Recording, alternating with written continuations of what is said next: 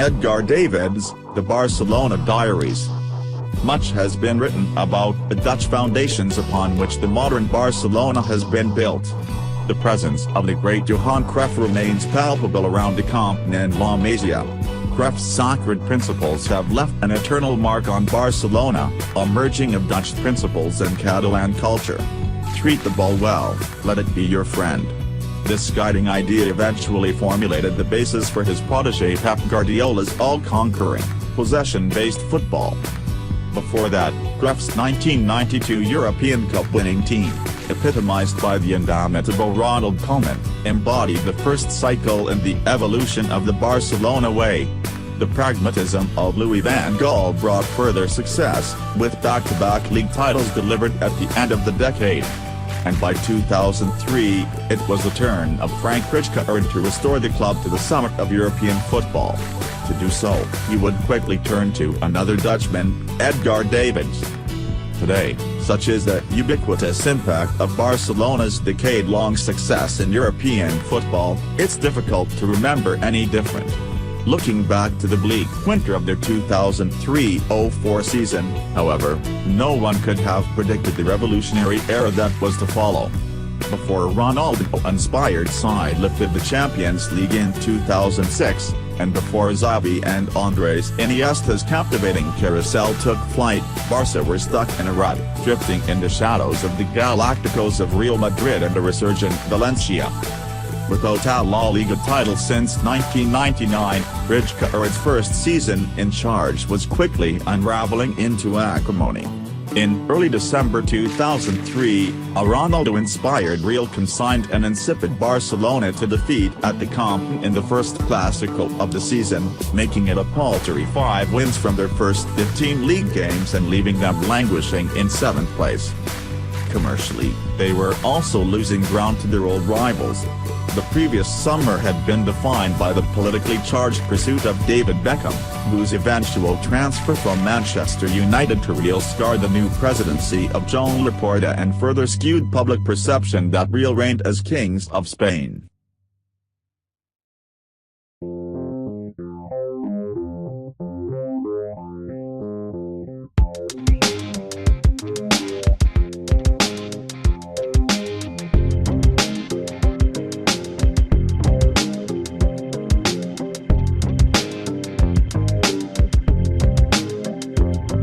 Inevitably, the pressure was building on Rijkaard.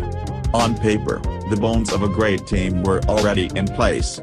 The individual brilliance of Ronaldo and Xavi was complemented by the colossal Carles Puyol behind them, with the attack spearheaded by the elegant Patrick Kluivert and razor-sharp Javier Saviola.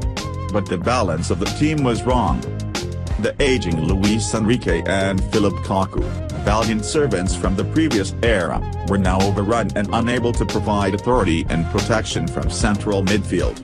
Without a solid base to launch attacks from, Ronaldo and Luis Garcia were increasingly forced deeper to search for the ball, with Xavi progressively starved of possession and unable to exert control.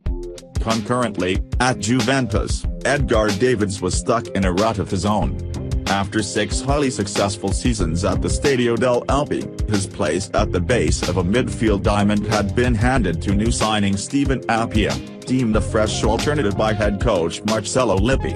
As a result, the 30-year-old was surplus to requirements.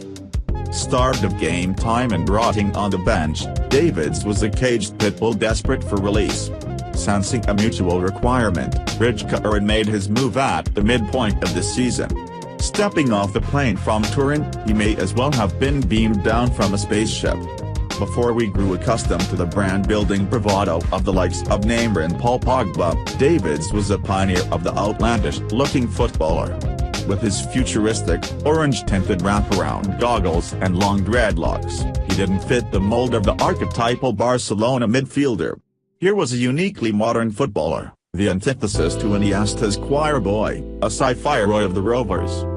After 19 games in La Liga, Barcelona remained in 7th, up 5 places from 12th following a 3-0 win over Zaragoza. Under Rijkaard, the team was still drifting and in desperate need of traction. On January 17, 2004, Atletico Club arrived at the Camp Nou for David's debut. A 1-1 draw was not ideal, but there were signs that something was beginning to change. The Pitbull had been released, tearing into midfield with tenacious competitiveness, finally providing protection to a previously exposed defense. Davids had added bite and a backbone to a previously ragged midfield. A customary yellow card was to become his trademark throughout his short tenure in Catalonia.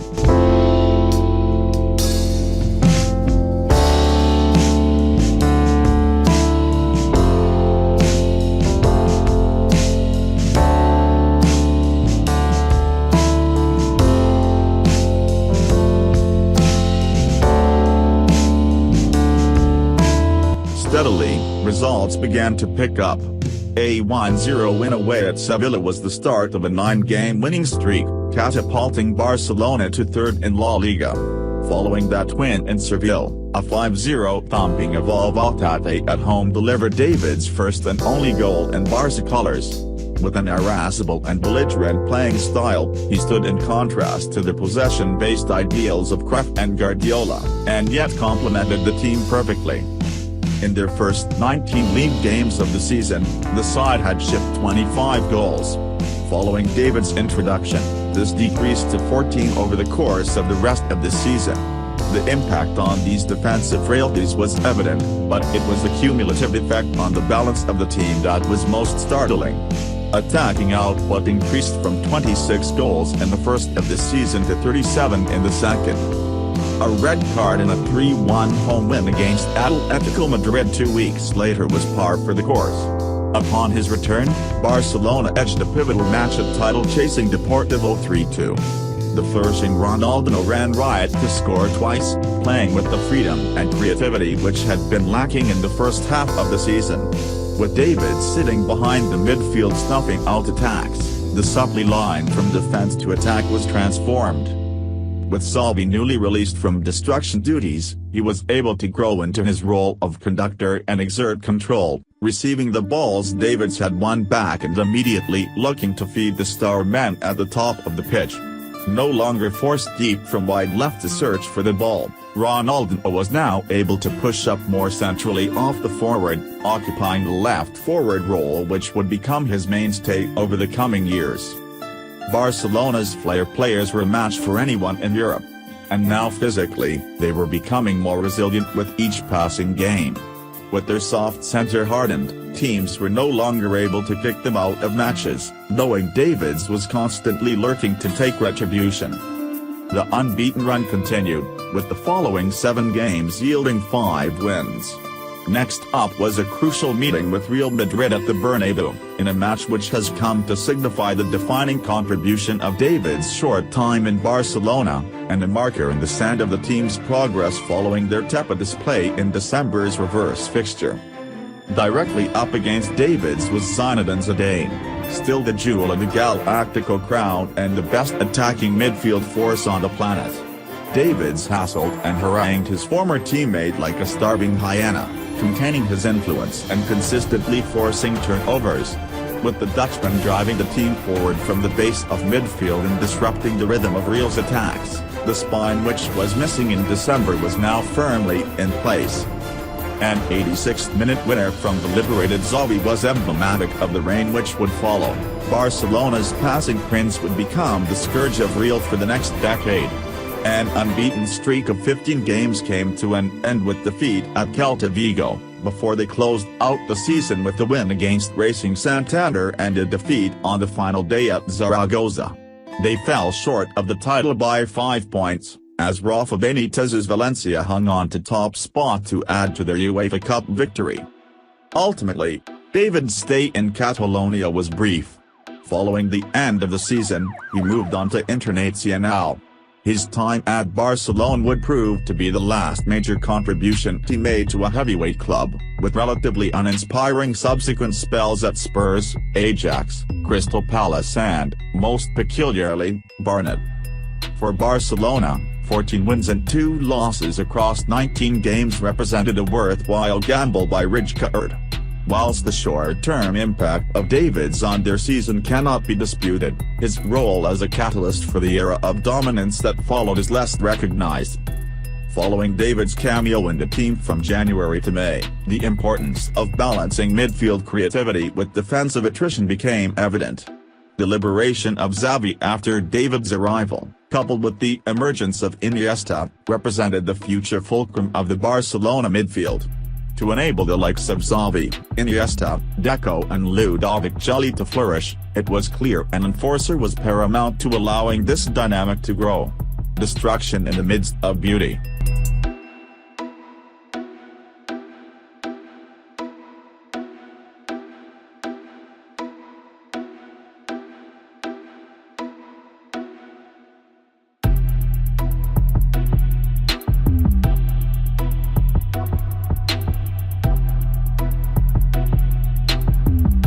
Over the next few seasons, they continued to deploy a holding midfielder with varying degrees of success. Thiago Motta, Edmilson and, perhaps most notably, Mark van Bommel, all inhabited the role as Barcelona's number 6. Although it wasn't conducive to the free-flowing tiki-taka that was to follow, this approach produced the first Champions League crown since Cruyff's 1992 triumph, with Edmilson and then Van Bommel alternating the position throughout the 2005-06 season. Back-to-back La Liga titles and the 2 seasons following Davids' departure were also secured from the platform he helped construct. After taking the reins, Guardiola's immediate promotion of Sergio Busquets from the B team further redefined the position of the holding midfielder and ushered in the Messi era, ultimately yielding a further 3 Champions League titles. For Davids, his 4 months at the Nou Camp were the stage upon which he proved the enduring impact of utilizing a holding midfield player. Barcelona's subsequent era of success means his impact has transcended modern football, with midfielders less recognized as box-to-box and now more specialized in a certain role, progressing into the consolidated emergence of defensive and attacking midfielders and a clear distinction between number 6 and number 10. For Barcelona, Davids proved the importance of excelling without the ball as well as with it, his style evident in the way in which Xavi and Iniesta began to harry and press immediately after losing possession. But arguably Davids' biggest contribution was mental. Following his loan spell, Barcelona were finally able to regain a competitive edge on the pitch, with an internal drive now fueling the obvious external talents of the likes of Ronaldo and Xavi. As far as loan spells go, this may be the most successful, at least the most defining, in the history of the game. Considering what followed, Davids is the pit bull who kick-started a revolution.